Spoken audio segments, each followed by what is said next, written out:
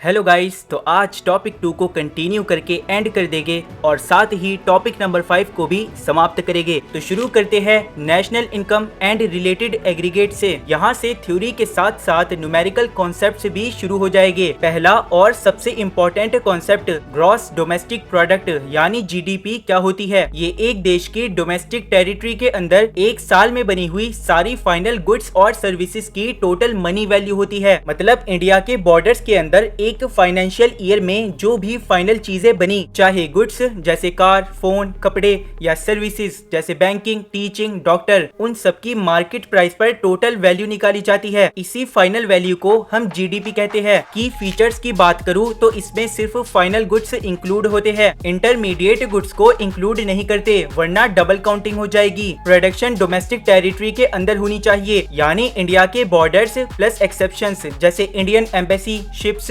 वगैरह वगैरह। ये हमेशा एक अकाउंटिंग ईयर यानी फाइनेंशियल ईयर के लिए कैलकुलेट होता है। जीडीपी को मार्केट प्राइसेस पर मेजर किया जाता है, फैक्टर कॉस्ट पर नहीं। आई नो ये डबल काउंटिंग और फैक्टर कॉस्ट अभी सर के ऊपर से जाएगा, बट पढ़ेंगे जब टॉपिक 4 नेक्स्ट वीडियो में तो सब क्लियर हो जाएगा। बाकी तुम इसे एक लाइन में याद रखना, जीडीपी इज इक्वल्स टू एक साल में देश के अंदर बनी हुई सारी फाइनल गुड्स और सर्विसेज की टोटल वैल्यू। अब आता है important comparison, real GDP versus nominal GDP. Nominal GDP calculate होता है करंट ईयर के प्राइसेस पर, जबकि रियल जीडीपी कैलकुलेट होता है बेस ईयर के कांस्टेंट प्राइसेस पर। दोनों ही कंट्री की टोटल प्रोडक्शन को मेजर करते हैं, पर डिफरेंस आता है प्राइस लेवल के बेस पर। रियल जीडीपी बेस ईयर के कांस्टेंट प्राइसेस यूज करता है, जिससे प्राइस चेंज का इफेक्ट रिमूव हो जाता है। इसको जीडीपी एट कांस्टेंट प्राइसेस भी कहा जाता है। ये बताता है एक्चुअल प्रोडक्शन कितना बढ़ा, यानी रियल ग्रोथ। ये वेलफेयर मेजर करने के लिए ज्यादा रिलायबल माना जाता है, क्योंकि इन्फ्लेशन यानी महंगाई इसको डिस्टॉर्ट नहीं करता।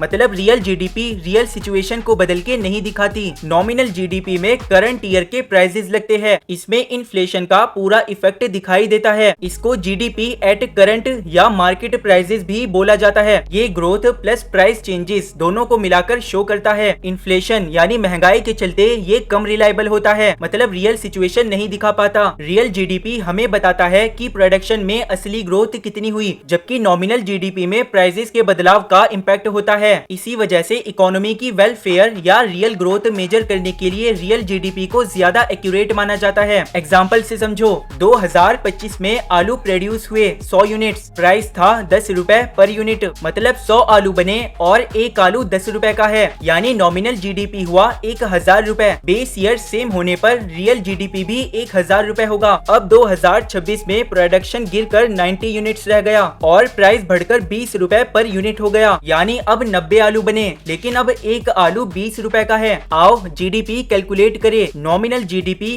करंट प्राइसेस पर 90 मल्टीप्लाई बाई 20 से मिले 1800 रुपए। यहाँ लग रहा है इकोनॉमी ग्रो हुई, पर ऐसा प्राइस बढ़ने की वजह से लग रहा है। रियल जीडीपी बेस ईयर के प्राइसेस पर 90 मल्टीप्लाई बाई 10 से मिला 900 रुपए। ये दिखाता है कि एक्चुअल आउटपुट कम हुआ, इसीलिए रियल ग्रोथ नेगेटिव है। नॉमिनल जीडीपी 1800 दिखाता है, जो फेक ग्रोथ लग रही है, पर रियल जीडीपी बताता है 900 रुपए, यानी असल में प्रोडक्शन कम हुआ। इसीलिए इन्फ्लेशन यानी महंगाई के इफेक्ट को हटाने के बाद ही रियल ग्रोथ समझ आती है। देखा, नॉमिनल जीडीपी मिसलीडिंग हो सकता है, क्योंकि प्राइस बढ़ने से जीडीपी ज्यादा दिख सकता है, इसीलिए रियल जीडीपी ही एक्चुअल ग्रोथ दिखाता है। Next, GDP deflator. ये बताता है कि इकोनॉमी में प्राइसेस कितने बढ़े, इन्फ्लेशन, या कितने घटे, डिफ्लेशन। फॉर्मूला है GDP deflator is equals to nominal GDP upon real GDP multiply by 100। अगर डिफ्लेटर 100 से ज्यादा हो तो इसका मतलब प्राइसेस बढ़ गए हैं, यानी इन्फ्लेशन हो रही है। अगर डिफ्लेटर 100 से कम हो तो प्राइसेस गिर गए, यानी डिफ्लेशन हो रही है। इसलिए जीडीपी डिफ्लेटर एक ऐसा इंडिकेटर है जो बता देता है कि पूरी इकोनॉमी के प्राइस लेवल में इंक्रीज हुआ या डिक्रीज। अब एक इम्पोर्टेंट क्वेश्चन देखो, why real GDP is better? भाई क्योंकि ये सिर्फ एक्चुअल प्रोडक्शन चेंज को मेजर करता है, प्राइसेस के इफेक्ट को इग्नोर करता है, ट्रू ग्रोथ और वेलफेयर दिखाता है। जबकि नॉमिनल जीडीपी में प्राइस बढ़ने का इफेक्ट आ जाता है, जो पिक्चर थोड़ी गलत दिखा सकता है। जब भी ग्रोथ या डेवलपमेंट की बात होती है,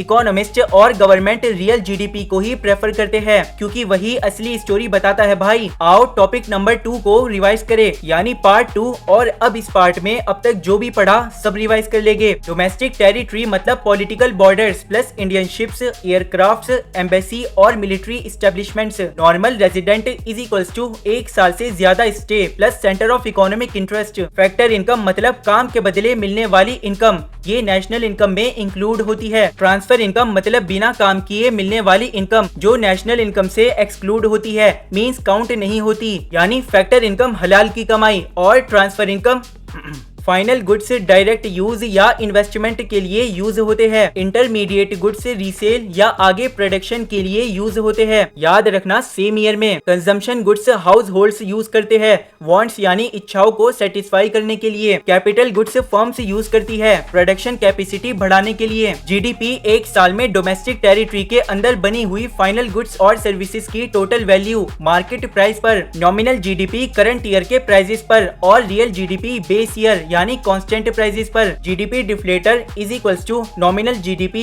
अपॉन रियल जीडीपी इनटू 100, जो इन्फ्लेशन यानी महंगाई को मेजर करता है। अब टॉपिक 3 और 4 को होल्ड करते हुए आते हैं सीधा टॉपिक नंबर 5 पर, जो एग्जाम के लिए सुपर इम्पोर्टेंट है। और मैं इसे टॉपिक 2 के जस्ट बाद क्यों करवा रहा हूँ ये तुम खुद ही समझ जाओगे। अच्छा, सब लोग बोलते हैं ना भाई जीडीपी बढ़ गया तो देश तरक्की कर रहा है, लेकिन क्या सच में ऐसा है? देखो, जीडीपी एक नंबर है जो इकोनॉमी की साइज बताता है, लेकिन क्या ये असली खुशी और वेलफेयर को मेजर कर पाता है? पहले ये समझ लो जीडीपी को वेलफेयर का मेजर क्यों माना जाता है। हायर जीडीपी मतलब देश में ज्यादा गुड्स और सर्विसेज प्रोड्यूस हुई जो लोगों के लिए अवेलेबल है, यानी देश में ज्यादा सामान बना, मतलब ज्यादा प्रोडक्शन, ज्यादा इनकम, ज्यादा कंजम्पशन, जिससे लोगों की नीड्स बेटर सेटिस्फाई होती है, स्टैंडर्ड ऑफ लिविंग बढ़ता है, तो हम कह सकते हैं वेलफेयर बढ़ता है। अगर देश में कार्स, फोन्स, हॉस्पिटल्स, स्कूल्स ज्यादा बन रहे हैं तो लोगों के पास ज्यादा चीजें हैं, जिससे उनकी लाइफ बेटर हो रही है। इसीलिए इकोनॉमिस्ट जीडीपी को इकोनॉमिक वेलफेयर का रफ इंडिकेटर मानते हैं। लेकिन भाई यहाँ ट्विस्ट है, जीडीपी परफेक्ट मेजर नहीं है वेलफेयर का, ये सिर्फ इकोनॉमी का साइज बताता है,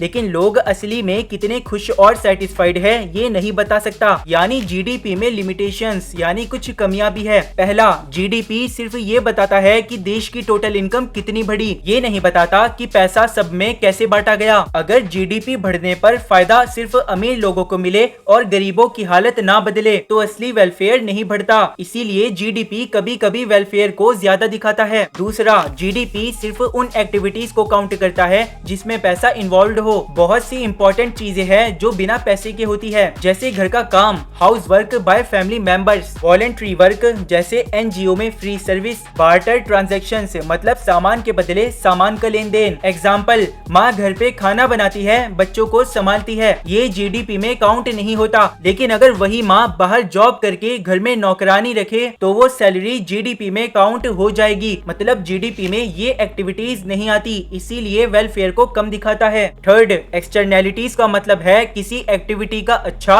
या बुरा इफेक्ट जो दूसरों पर पड़ता है, लेकिन उसका कोई प्रॉपर पेमेंट या पेनल्टी नहीं होता। जीडीपी इन इफेक्ट्स को काउंट नहीं करता। नेगेटिव एक्सटर्नैलिटीज जैसे फैक्ट्रीज प्रोडक्शन करती है और पॉल्यूशन फैलाती है, प्रोडक्शन जीडीपी में ऐड तो होता है, लेकिन पॉल्यूशन से इन्वायरमेंट और हेल्थ को जो नुकसान पहुंचा वो जीडीपी में काउंट नहीं होगा, इसीलिए जीडीपी वेलफेयर को ज्यादा दिखाता है। पॉजिटिव एक्सटर्नैलिटीज जैसे फ्री एजुकेशन, हेल्थ सर्विसेज या पेड़ लगाना, ये लोगों की लाइफ बेटर बनाते हैं और वेलफेयर बढ़ाते हैं, लेकिन जीडीपी में ये पूरी तरह रिफ्लेक्ट नहीं होते, इसीलिए कभी कभी जीडीपी वेलफेयर को कम दिखाता है। चौथा, अगर जीडीपी की ग्रोथ हार्मफुल प्रोडक्ट से हो और एजुकेशन और हेल्थ जैसे यूजफुल सर्विसेज कम हो रही हो तो लोगों की वेलफेयर नहीं बढ़ेगी। जीडीपी सिर्फ टोटल प्रोडक्शन देखता है, ये नहीं देखता कि प्रोड्यूस क्या हो रहा है, इसीलिए ये कभी कभी मिसलीडिंग हो सकता है। पांचवा, जीडीपी अंडरग्राउंड इकोनॉमी जैसे स्मगलिंग, गैम्बलिंग और गैर कानूनी व्यापारों को काउंट नहीं करता, जबकि ये एक्टिविटीज लोगों की लाइफ और इकोनॉमी पर असर डालती है, इसीलिए जीडीपी कभी कभी वेलफेयर को कम दिखाता है। लास्ट,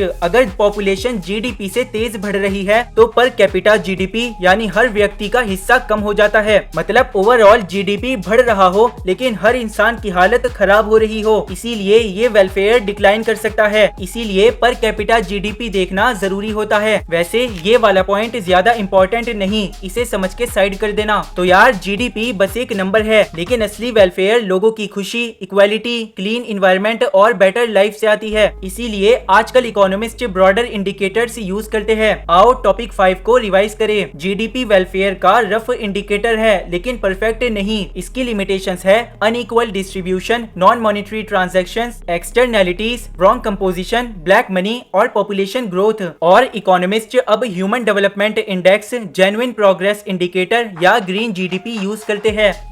प्यार मोहब्बत में होता है घाटा। सलाम नमस्ते बाय बाय टाटा।